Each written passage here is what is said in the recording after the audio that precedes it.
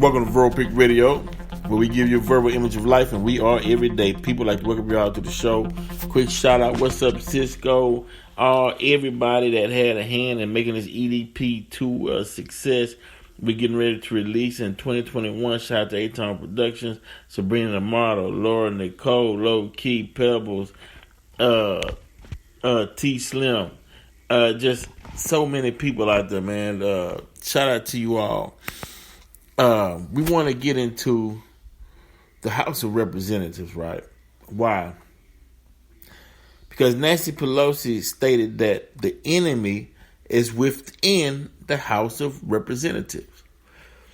And let me break down the meaning of that. But first, I got to give you all a history and what the House of Representatives is. The Constitution grants the U.S. House of Representatives a unique set of powers in the federal government, embodying the framers' intent to make it uniquely responsive to the will of the people. I got it? The will of the people. Y'all remember that. James Madison of Virginia, the father of the Constitution and the House's most important statesman in the early Congress, believed the House should have an immediate dependence on and intimate sympathy with the people. So just remember that, because you're seeing where the problem lies, and you're seeing why Nancy Pelosi said the enemy is in the House of Representatives, which is a bold statement. The House is the only branch of government that has been directly elected by American voters since its formation in 1789. Unlike the Senate, the House is not a continuing body. Its members must stand for election every 2 years, after which it convenes for a new session and essentially reconstitutes itself, electing a speaker, swearing in the members elect, and approving a slate of officers to administer the institution. Direct banal elections and the size of the membership, currently 435 voting representatives, have made the House receptive to a continual influx of new ideas and priorities that contribute to its long-standing reputation as the people's house. Now let's get down to the problem. The problem is that racism, white supremacy, or colonial or colonizer mindset don't want to face the fact that they're not the majority of the people. Their ideology is not the majority belief of America today. So they don't want to give up that majority status. So they're saying, well, look, we'll go up to the Capitol building, which they did January 6th, and we'll tear this thing down and tear it up if our viewpoint and the way we see things is not in the forefront, or you're not, or if you in the House of Representatives, then you give us what we want. The hell with everybody else. We are the people. When the Constitution was written, blacks was considered 3/5 of a human beings, right?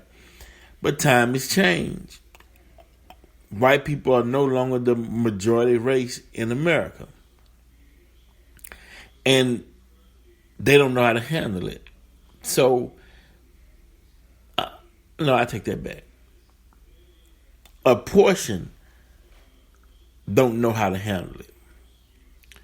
And so that portion, which is in the millions, but a portion of that million, of those millions,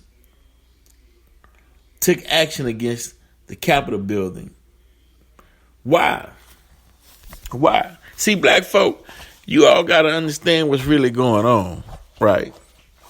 We had the Civil Rights Act, right, which was supposed to bring equality and a better life to blacks in America, right? But now they have a thing called the equity rights, equality rights.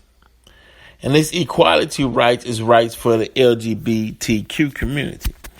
But the civil rights in which blacks died, bled to have some equality in America, every other ethnic minority benefited from, whether it's white women, also gays, Hispanics, Asian Americans, you name it, benefited from our blood, sweat, and tears from fighting inequality in America. Although be it, I say the forefront should have been human rights, just to be treated like a human right, just to be treated like a human. Civil, hey, but human rights, but okay. Now, with this Equality Rights Act that they're just passing, it's stating that regardless of your gender or what someone wants to be recognized as, you have to give them certain rights. But the pushback is, well, hell, man, say my daughter runs track. I don't want a man or a male putting a wig on and saying he's a female and identifying himself as a female and out there competing with females because that's not a fair competition. So I understand that fight and that pushback. I understand that part, right? I understand when men say, hey, man, I don't want a grown man going in the restroom with my daughter, talking about use the men's bathroom. Just because one day you're identifying as a woman today don't mean that you're going to be identifying. You could change your mind and say, you know what, me acting as a woman, and this really ain't working out. I'm going back to being a man. So, okay, that's going to always be a debate, all right? But the main thing is black people, one, the hope, and it should be a crumbled hope, that one day you'll be accepted by the larger white majority. Hang that up because it was proven on January 6th. Right. They was calling that female security officer in the Capitol building, calling her nigger. She had to swing on one white woman. They was threatening her and whatnot, and then they fired her. But she's defending herself. But the problem is the narrative, the way that a lot of the white supremacists and white people in general, the way that you view black people from your vantage point, a lot of it comes from television or the media. And you go out into a real society, into public, with those stereotypes, right? And you can't see past your stereotypes, let's put it like that. And so you have a reaction, or it's something that you may do, and that's offensive, and you're thinking, well, why is this black person offended by that? That's how they're portrayed in television. That's the way I see them.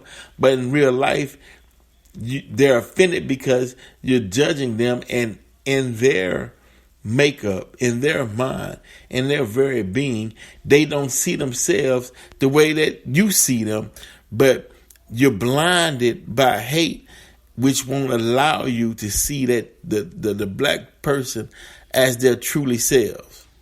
You only can see them through your perception of what you think they are. And so the conflict arises. And it should be, because, hell, if I know who I am, I'm not finna let you pigeonhole me or put me in a corner or put me in a box and say that is who I am when I know I'm not that. So, of course, I'm fighting back. You don't have the right to identify me, right? So it's conflict. Now, why did Nancy Pelosi say that the enemy is in the House of Representatives? because the rules that they're making, you're not making it for the majority of people that's in your district. You still trying to appease the minority people. And the minority now is Caucasians. Right? And the world knows it. I'm just saying what everybody knows, right? It got so bad to where shame was threw all out the window January 6th. It was like, hey, we'll tear this country. You will not put black, brown, or any other ahead of white. And they're saying, look, man, the rules we make is for the majority of the people. Is this the will of the people? The people voted. If they were the majority, that's how Biden got elected. That's how Warnock and Ossoff got in Georgia, which makes Kamala Harris the tiebreaker because the people are giving you a will of what they want. Now they say, well, we don't want what the majority of the people want because the majority of people are calling for defunding the police. As Cornel X stated on the show, we need to get all white officers out of black communities, retrain them, and if they prove themselves worthy, then bring them back into the community. Makes a lot of sense. Defunding the police. Why defunding the police? Well, you saw on January 6th how many police officers was in the crowd. And then you want me, and they share the same ideology and beliefs as white supremacists. And then you want me to feel comfortable with them patrolling within my community? Come on, man. That's ridiculous. Right? Look at the officer you had the other day at the high school pick up a black teenager, female, body slam her to the ground till she was unconscious. How do we know? Let's look at his social media standings and see if he's a Trump supporter. Does he contribute to any right-wing beliefs? Then that leads into gives you an indication into his psyche, into how he view minorities, i.e. black and brown. And that's why it was so easy for him to grab that teenage girl and body slam her to the floor, because he has no empathy and no compassion. And matter of fact, he's taking his anger out on black and brown because he's not the majority anymore. So what they're trying to do now is they're trying to lay some foundation down. Hey, look, I'm not the majority anymore, but if I'm the minority, this is the way things getting ready to go. We're going to rule by fear. But they fail to realize that the people not afraid, and they tired of the bullshit because they put up with racists for too long, to where it outlasted its sting. At one time, people was, didn't want any problems, so they would bag down and let you exalt your position of privileged power amongst the minorities. But today is a new day because you got to get something out of sacrifice. Damn, black folks been sacrificing, hoping for a better day, and I ain't been getting it, so they like to hell with the sacrifice. We been there, done. They got the T-shirt, like Bobby Hemmett say. So what's the point? What's the point of not being who God created you to be, and you hold your gifts back because you don't want to offend a white supremacist racist? You don't want to offend them by your talent, so you just sit on your talent because you feel bad for them because they can't do what you can do. And the hell with that. God gave you the talent. Use the talent. And anybody that's in your way, knock them out your way. Unity, come on, man. When that cop body slammed that female, high schooler, there shouldn't have been no black person, i.e. congressperson, or any type of position of power that didn't come out and do something, say something, or have a plan to do something. That was ridiculous because you don't see black officers attacking white people. As much crime that's being committed by white people. You know, something is wrong, and we gonna fix it though. We getting ready to mend these fences, right? Because some of the stuff has to be said. Certain things that got to be done to bring peace. Because the pursuit of happiness.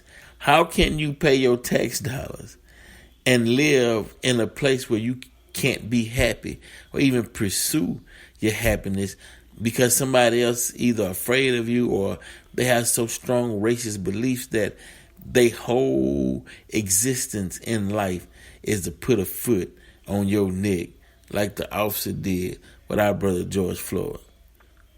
You mean to tell me that's their whole existence in life?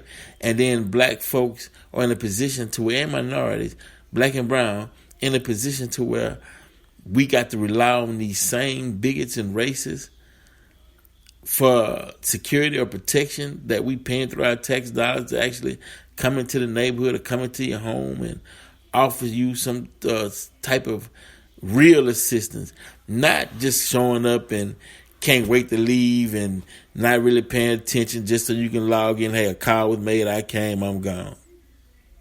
You know, and but nothing is ever resolved.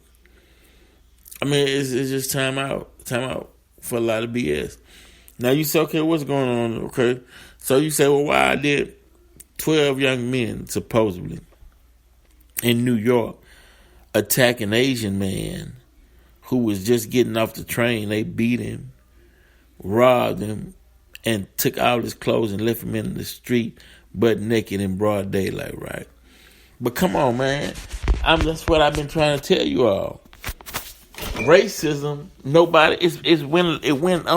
it's been going on so long to where nobody's putting up with it.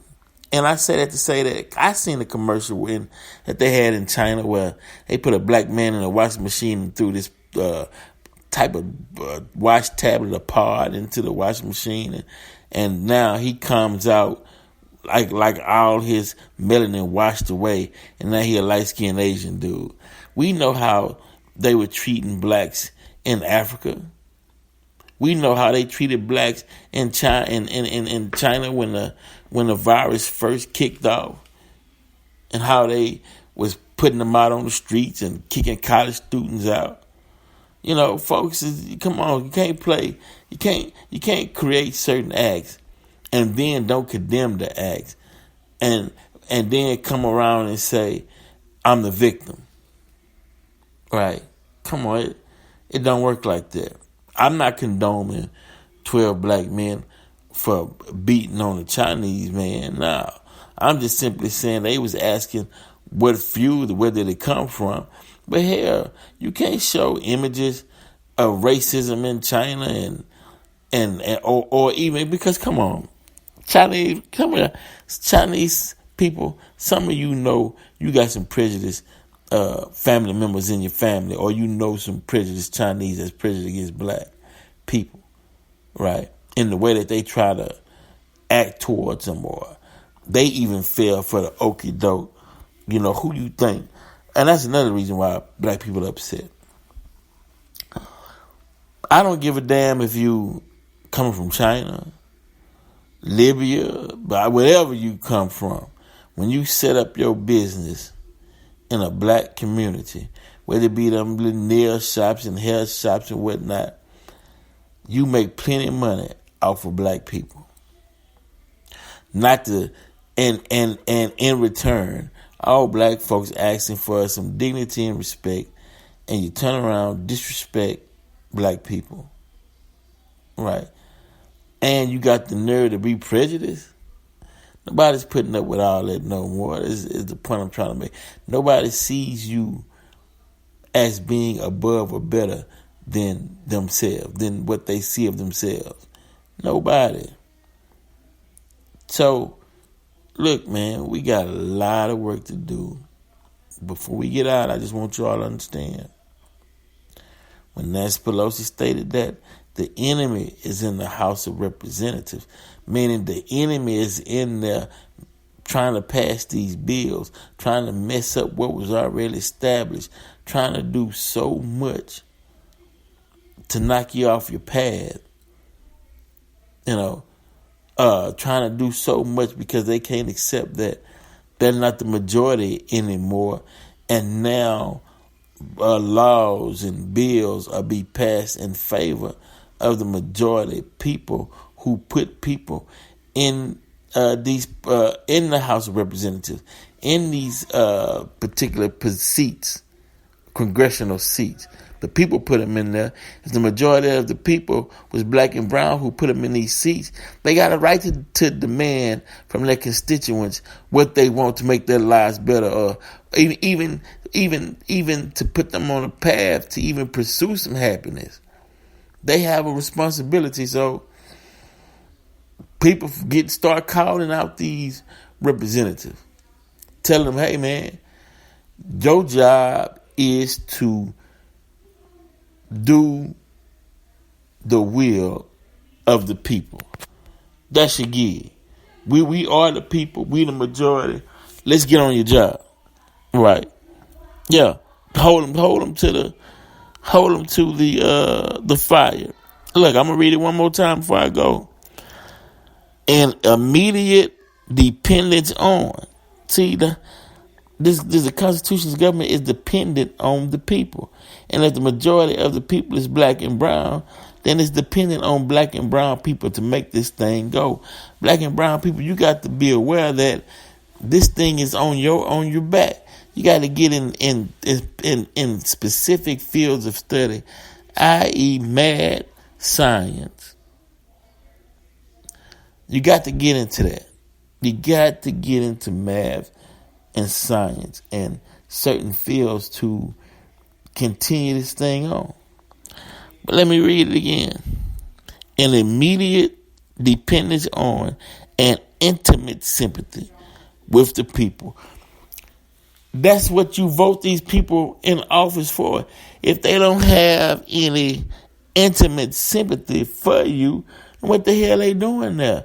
That you the people, you getting beat in the street by rogue officers who protected by judges, and judges were protected by representatives, and the people are not saying, hey man, no, that's bullshit. That don't go down like that. We put you in office, and we want you who black folks voted and put in office, starting with the president. We want an immediate dependence on and intimate sympathy with the people. Meaning, y'all depending on us, we depending on you, and you take sympathy in our plight to uproot racism in America. You're supposed to be going after all these white nationalist groups and all of this so-and-so that's trying to impede the progress of minorities in America. Because that's what it states in your Constitution. And if that can't happen, then it's crumbled hope, and it's time to separate, which we know they're not going to do it. Black folks need to start planning on separating, building something for themselves, just like Chinatown and other places, and go and sit down somewhere and enjoy your life. But the hope of being treated as an equal to your colonizer, kill that noise, it shouldn't be, it ain't happening. You just wasting your time, wasting your breath, and all you're doing is delaying another killing of another brother or sister at the hands of white supremacy if you don't wake up. and understand what's going on around you. Everybody black should know what all jobs and what's expected from the House of Representatives. You should know the value of voting within your own local elections. You got to know what you want as a man on this planet. You have to have your direction carved out in your mind. That way you know where you headed all the time. I didn't even try to rhyme that, but it came out good, though. I'm just saying, you have to understand that. We have to move. Make things happen. Right? Because I'm telling you, they're giving these warnings on all the radio shows and talk shows about domestic violence. Right? But a lot of domestic violence couldn't even take place if you didn't have sympathizers who shared the same ideology that's sitting in the back, that you can't see. Hey, it is what it is. Verbal Pick Radio, we out.